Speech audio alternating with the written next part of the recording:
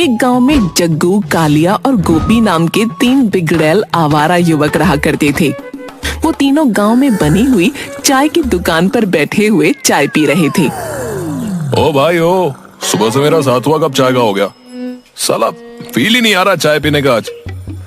अरे टेंशन क्यों ले रहा भाई है? अरे चचा एक रापचिक सा अदरक मार के चाय बना दे। और अरे नहीं भैया, ओ मेरे कप में तो चाय पत्ती ठोक के और चीनी रोक के और हाँ मलाई कप पे परोस के, समझे ना?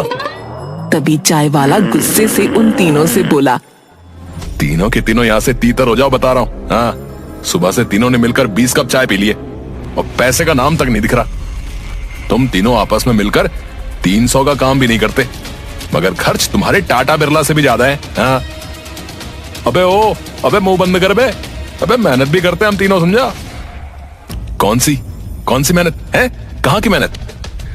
पूरा दिन लूर लूर करवा लो है, कभी इस चौराहे पे तो कभी उस पे। अबे तो क्या उसमें कौन सी कम मेहनत है बे? तुम कर सकते हो क्या है? तुम लोगों की बकवास अब नहीं चलने वाली मेरे आगे, समझे? बहुत हो गया। सीधे से बताओ मेरा पैसा कब दे रहे हो? अबे पिछली बार की तरह इस बार भी तेरे पैसे दे देंगे। क्यों इतनी देर से कुत्ते की तरह भौंक रहा है? भौंक नहीं रहा, सही कह रहा हूं। तभी जग्गू गुस्सा होकर उठ खड़ा हुआ और चाय वाले की ओर देखकर बोला, देख भैया चाय वाले, हम तीनों एक योजना बना रहे हैं, समझा? और बहुत जल्दी उस योजना में हम सफल हो जाएंगे।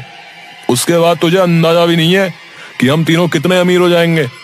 इसलिए हमसे अभी से तमीज से बात करना शुरू कर दे। दिन में मुंगेरी लाल के सपने देखना छोड़ दो तुम तीनों, समझे? तुम तीनों से कुछ नहीं होने वाला। तुम तीनों धरती पर बोझ हो, बोझ। चाय वाले की बात सुनकर तीनों दोस्तों का गुस्सा 7वें आसमान पर पहुंच गया और उन्होंने मिलकर चाय वाले की बुरी तरह से पिटाई कर दी और वहां से चले गए।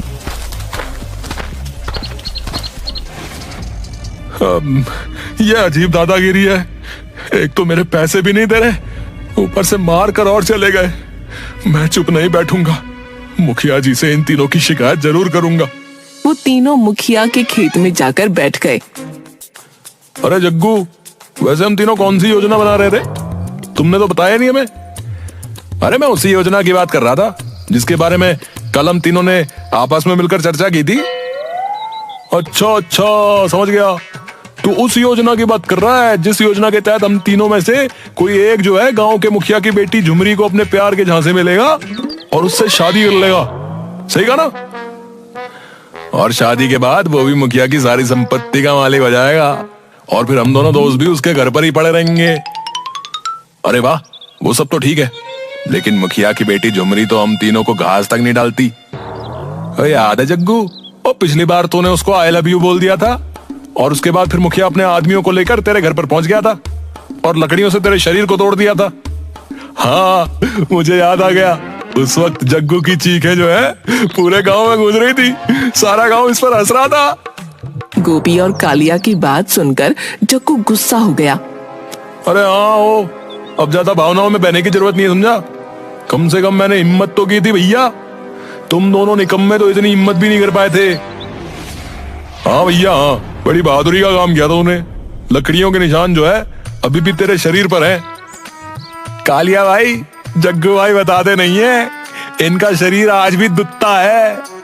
इतना कहकर वो दोनों जग्गू का मजाक उड़ाने वाले अंदाज में हंसने लगे। ओ बस हो, अब हंसना बंद करो, समझे?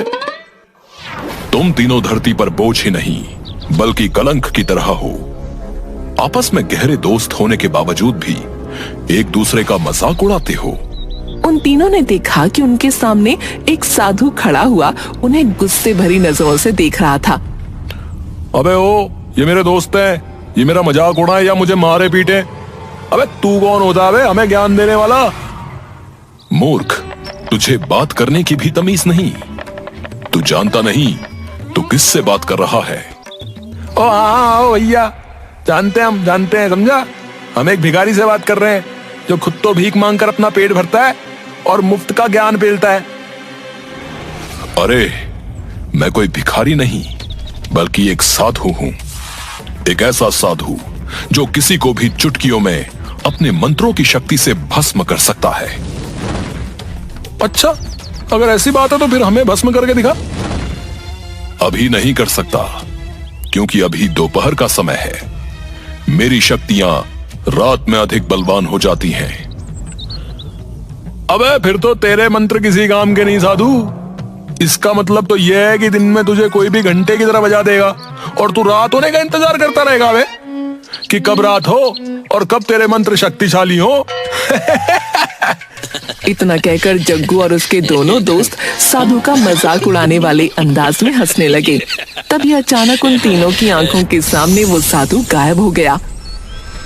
अबे अबे ये कैसे हुआ बे? ये गायब कैसे हो गया? ओ यार, मुझे तो अपनी आंखों पर विश्वास ही नहीं हो रहा बे। मुझे लगता है कि हमने फिर से भारी गलती कर दी यार। ये तो वाकई बहुत पहुंचा हुआ साधु था। कहीं रात के समय सोते हुए हमें भस्म न कर दे यार ये।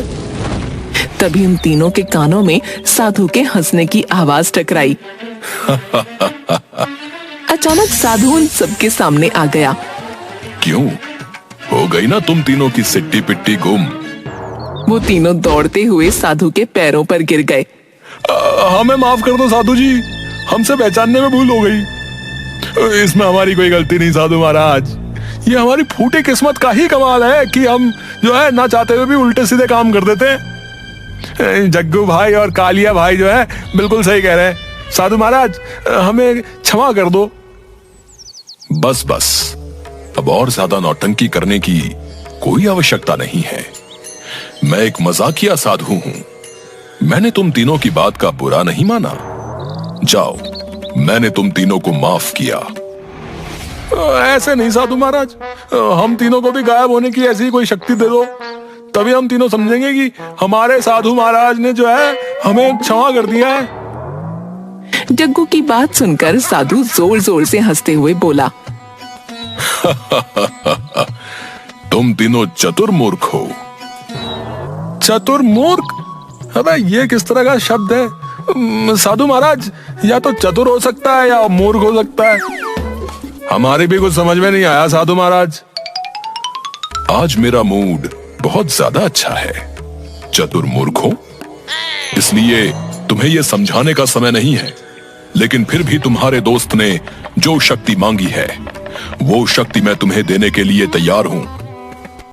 साधु की बात सुनकर वो तीनों दोस्त खुश होते हुए उठ खड़े हुए। साधु उन तीनों की ओर देखते हुए बोला, मैं तुम्हें एक मंत्र बताता हूं। जब भी तुम तीनों एक साथ ये मंत्र पढ़ोगे, तुम तीनों लोगों की नजरों से ओझल हो जाओगे। तुम्हें कोई नहीं देख सकेगा। साधु महाराज, तो फिर देर किस बात की है? हमारे कान उस मंत्र को सुनने के लिए जो है बेताब है। तो फिर सुनो, तुम तीनों को ये मंत्र पढ़ना होगा। कजरारे कजरारे तेरे प्यारे प्यारे नैना। जैसे ही तुमने ये मंत्र पढ़ा कि तुम गायब हो जाओगे। साधु महाराज, ये बताओ कहीं हम हमेशा के लिए ही गायब ना हो जाएं? अगर हमें जो है वापस आना हो तब हम जो है कौन सा मंत्र पढ़ेंगे? दिखाई देने के लिए तुम ये मंत्र पढ़ोगे। तू चीज बड़ी है मस्त मस्त, तू चीज बड़ी है मस्त मस्त। इतना कहकर साधु वहां से चला गया। अबे ओ सुन, पहले तो हम तीनों को जो है मंत्र पढ़कर देख लेना चाहिए कि ये मंत्र ठीक से काम करता भी है कि नहीं। इतना कहकर वो मंत्र पढ़ने लगे। कजरारे कजरारे तेरे प्यारे प्यारे नैना। यार मंत्र तो हमने पढ़ लिया, लेकिन हमें पता कैसे चलेगा कि हम गायब हुए कि नहीं हुए? हम तीनों को आईने में जाकर देखना चाहिए बे। अगर हम वास्तव में गायब हुए हैं तो फिर हम अपने आप को आईने में नहीं देख पाएंगे। अरे तुम दोनों मूर्ख के मूर्ख ही रहोगे। चाय वाले के पास चलते ना। अगर हम वास्तव में गायब हो गए हैं तो वो चाय वाला जो है हमें देख नहीं पाएगा है? और हम उसकी आंखों के सामने ही उसके सारे पैसे निकाल लेंगे। वैसे भी उसने हमारा बहुत अपमान किया है ना। अरे पहली बार तूने अक्लमंदी की बात की है बे। चल चलते हैं, चल।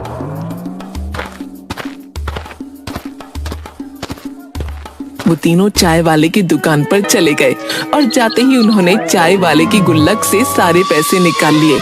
चाय वाले ने देखा कि उसकी गुल्लक अपने आप खुली और उसमें से सारे पैसे गायब हो गए।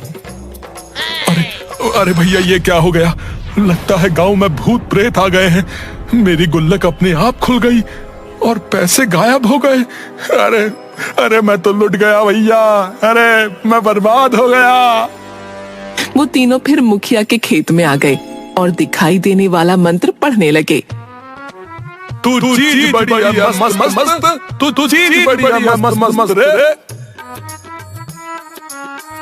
और फिर से दिखाई देने लगे। अबे यार ये साधु तो वाकई पहुंचा हुआ निकला यार। ये है, हमने चाय वाले की आंखों के सामने उसके सारे पैसे निकाल लिए और वो जो है मैं देख भी नहीं पाया। और तो और उसे सिर्फ गुल्लक खुलती हुई दिखाई दी और पैसे गायब होते हुए दिखाई दिए जब हमने पैसे जेब में रखे थे। और ये सब बातें छोड़ो बे हो, हमें अब बड़ा हाथ मारना चाहिए। ओ भाई बिल्कुल सही कहा तूने बे। हम तीनों मुखिया के घर पर चलते हैं। आज रात हम उसकी सारी तिजोरी साफ कर लेंगे। अबे तो कुछ देर बाद रात होने वाली है। हम रात में ही मुखिया के घर पर चोरी करेंगे, क्या बोलता है? अबे हम आधी रात में मुखिया के घर पर चोरी करेंगे जब उसके सारे घर वाले गहरी नींद में सो जाएंगे।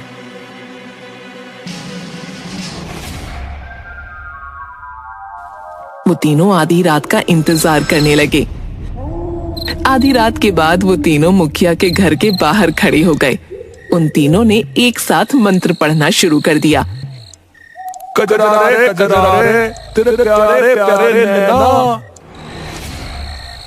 अबे ओ ये वाला मंत्र तो दिखाई देने वाला है भाई। अबे दूसरा मंत्र पढ़। अबे यार क्यों कंफ्यूज कर रहा है यार तू? है कंफ्यूज मत कर यार। रुक पढ़ता हूं। तभी वो लोग दूसरा मंत्र पढ़ते हैं। तू चीज बड़ी है मस्त मस्त, तू चीज बड़ी है मस्त।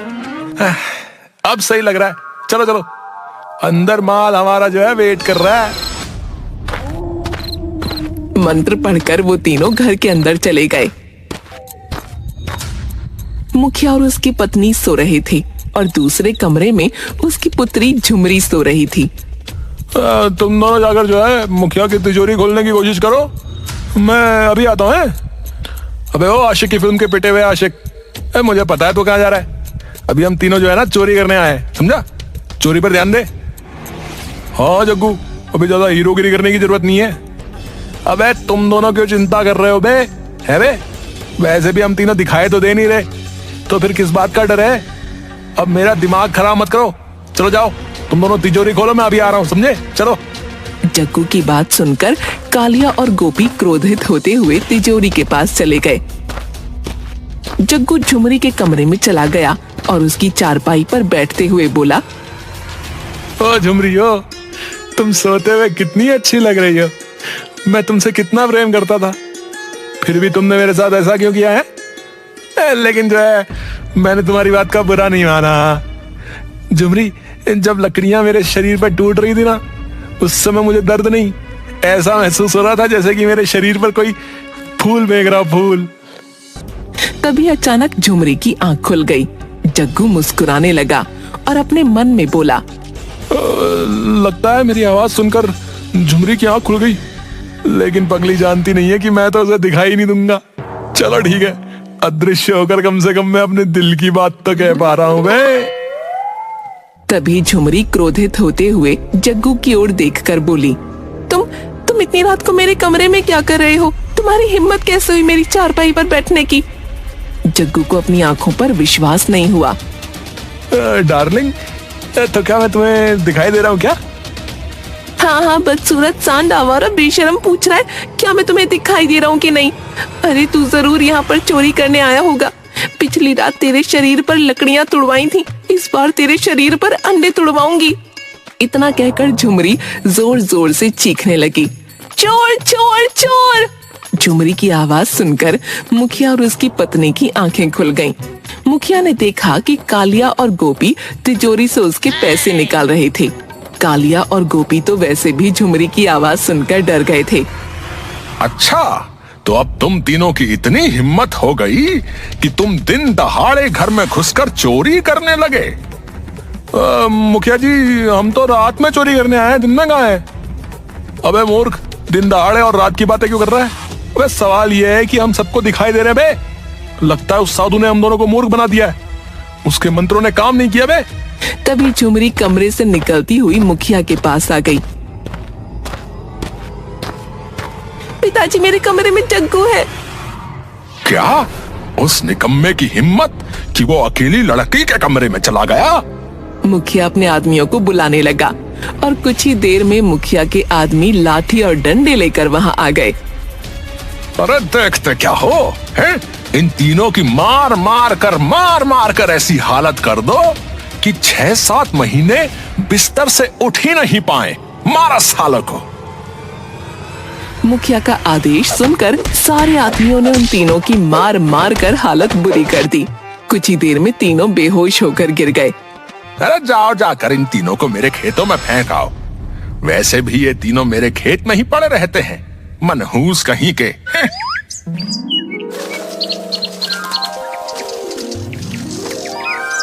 अगली सुबह जग्गू, कालिया और गोपी की आंख मुखिया के खेत में खुली। अरे बहुत मार, अरे अय्या, अरे मुझसे तो जो है उठा भी नहीं जा रहा। ओई, अरे उन निर्दयी लोगों ने बिल्कुल भी तरस नहीं खाया। लाठियां ऐसे मार रहे थे जैसे कि हमारे शरीर में हड्डियां नहीं, लोहा लगाओ, लोहा।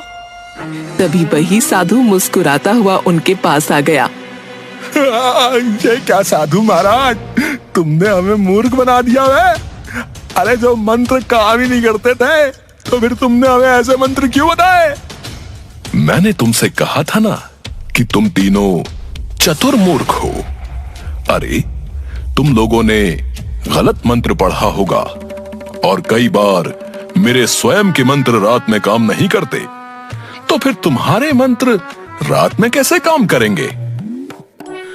अबे ओ साधु, तूने तो हमसे कल कहा था कि तेरे मंत्र रात में शक्तिशाली हो जाते हैं, शक्तिमान हो जाते हैं। क्या मैंने ऐसा कहा था? लगता है गलती से मिस्टेक हो गया, क्योंकि मुझे भूलने की बीमारी है ना। दरअसल मेरे मंत्र रात में कमजोर पड़ जाते हैं और दिन में शक्तिशाली हो जाते हैं। अब तुम एक काम करना, उन मंत्रों को दिन में पढ़ना। कोई जरूरत नहीं है, हमें कोई मंत्र नहीं पढ़ने। चल भाग यहाँ से। सारा स्केलेटन हिल गया मेरा। मम्मी, जग्गू भाई सही बोल रहे हो। मुझे तो लगता है कि मेरी किडनी जो है यहाँ ऊपर आ गई है भैया, और दिल गायब हो गया लग रहा भैया। हाय, मैं मर तो नहीं गया। अरे बच्चा, आज मैं फिर से बहुत प्रसन्न हूँ। कोई वरदान चाहते हो तो मांग लो। अरे साधु चचा, ओ चचा, रुक जाओ भैया, आज हम आपको दक्षिणा देना चाहते। रुको। गोपी, जग्गू, कालिया एक दूसरे को इशारा करते हैं और लंगड़ाते हुए साधु को पीटना शुरू कर देते हैं।